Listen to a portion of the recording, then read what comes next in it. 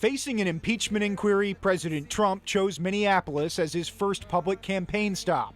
The vice president will come with him. Minnesota is on the map and in play for us in 2020. It's no secret the Republican National Committee wants to flip Minnesota red after Trump lost here by fewer than 45,000 votes in 2016. First real opportunity a Republican had of winning Minnesota since Richard Nixon in 1972. Pence's visit to Representative Angie Craig's district is no accident either.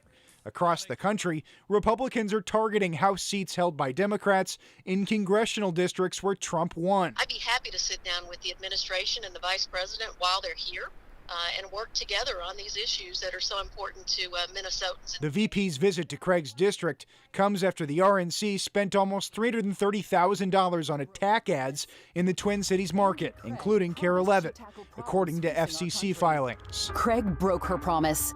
The ads against Craig and similar ones against other Democrats never say the word impeachment, but they do say this. Craig votes with the radicals for endless investigations of President Trump. That is misleading. Craig supports an impeachment inquiry, but hasn't said how she would actually vote. I think we absolutely need to let the House Intelligence Committee finish its work and get to the bottom of this. Craig, like other moderates, didn't support impeachment proceedings until the first whistleblower came forward. We were holding military assistance over that foreign leader's head while we asked for a personal favor.